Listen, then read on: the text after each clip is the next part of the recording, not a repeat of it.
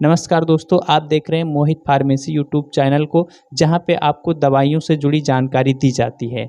आज दोस्तों हम कॉन्स्टिपेशन के बारे में बात कर रहे हैं। देखिए, कॉन्स्टिपेशन एक ऐसी समस्या है जिसमें व्यक्ति स्टूल पास नहीं कर पाता, यानी लैट्रिन को अच्छे से नहीं कर पाता है। उसको बार बार जाने का मन करता है, लेकिन वो बिल्कुल उसका क्लियर नहीं हो पाता है।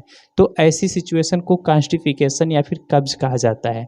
ये इसके होने के कई रीज़न हो सकते हैं।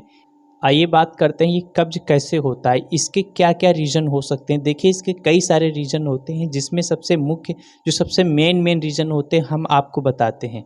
देखिए, अगर आप अपने भोजन में कम फाइबर लेते हैं, कम फाइबर वाली चीज़ें खाते हैं, तो उसमें आपको कब्ज का शिकायत हो सकता है, कॉन्स्टिपेशन हो सकता है। अगर आप पानी कम पीते हैं तो उस टाइम पे आपको कब्ज का शिकायत हो सकता है। देखिए, पानी पीने का मतलब ये नहीं है कि आप पानी हद से ज़्यादा भी ना पीने लग जाएं। पानी का एक लिमिट होता है। खाना खाते टाइम पे आपको पानी नहीं पीना है, उसके 1 या 1.5 घंटे बाद में आपको भर पेट पानी पीना चाहिए, और उतना भी ज़्यादा नहीं पानी पीना है जो आपकी किडनी फिल्टर भी ना कर पाए। यानी कि 1 घंटे में आपको केवल 1 लीटर पानी ही पीना चाहिए। इससे ज़्यादा आपकी किडनी 1 लीटर पानी से ज़्यादा किडनी फ़िल्टर नहीं कर पाती, उसमें भी आपको दिक्कत हो सकती है। तो ये चीज़ें भी आपको ध्यान में देना है। अगर कोई महिला प्रेग्नेंट है या फिर अपने बच्चों को दूध पिलाती है, तो ये दिक्कत हो सकती है। अगर कोई महिला प्रेग्नेंट है तो उसको कब्ज का दिक्कत, कॉन्स्टिपेशन का दिक्कत ज़्यादातर देखा जाता है। इसके अलावा अगर आप भोजन में फलों की मात्रा कम करते हैं या फिर फलों का यूज ही नहीं करते हैं, तो आपको कब्ज का शिकायत हो सकता है। एक्सरसाइज का भी ज़रूरत पड़ सकता है इसमें। अगर किसी व्यक्ति को कब्ज का दिक्कत होता है तो उसको एक्सरसाइज वगैरह करना चाहिए। और इसका रीज़न ये भी हो सकता है, अगर किसी व्यक्ति को डिप्रेशन हुआ रहता है तो उस सिचुएशन में उसको कब्ज का शिकायत देखने को मिल सकता है। दोस्तों, ये थे कुछ इसके मेन रीज़न जो हमने आपको बताया है। अब हम बात कर लेते हैं कि इंसान को दिक्कत क्या होने लगती है। अगर किसी व्यक्ति को कब्ज होता है तो उसको आखिर क्या क्या प्रॉब्लम होती है। देखिए, सबसे पहले तो उसको कब्ज रहेगा, एसिडिटी जब बनेगा तो उसके पेट में उसको मरोड़ टाइप का होगा, यानी हल्का हल्का दर्द होगा।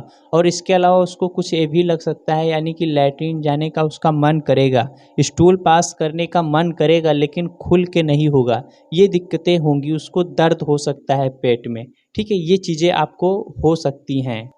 और उसको पेट के निचले हिस्से में सूजन भी आ सकती है, स्वेलिंग भी आ सकती है। इसके अलावा अगर ये दिक्कत ज़्यादा दिन तक रहती है, कोई व्यक्ति इसको समझ नहीं पाता है, तो दोस्तों आपको बहुत बड़ी बीमारी का सामना कर पड़ सकता है। ये आपके अंदर फिर पॉइज़न बनाने का काम करता है, यानी कि ये धीरे धीरे जहर बनाने लगता है, जिससे इंसान की डेथ भी हो सकती है, जान भी जा सकती है। ये कब्ज का शिकायत, कब्ज का दिक्कत कोई छोटी मोटी प्रॉब्लम नहीं है। अगर आपको कब्ज का दिक्कत होता है तो अपने डॉक्टर से मिलें।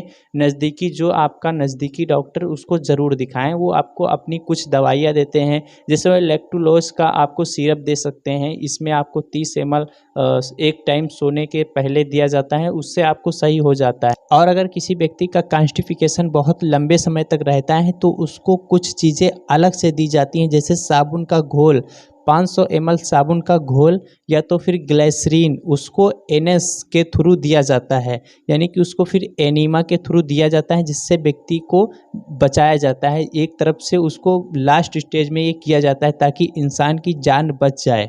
ये कुछ चीज़ें थी जो कि आपको कब्ज़ के बारे में जानना बहुत ही ज़रूरी था, कि कब्ज़ से कितनी बड़ी दिक्कत हो सकती है।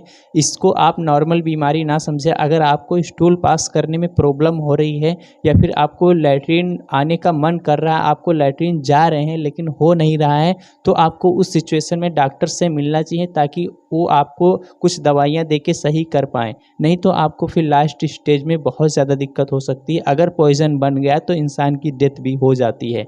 इसलिए आपको तुरंत ही डॉक्टर के पास जाना चाहिए। जय हिंद, जय भारत, वंदे मातरम।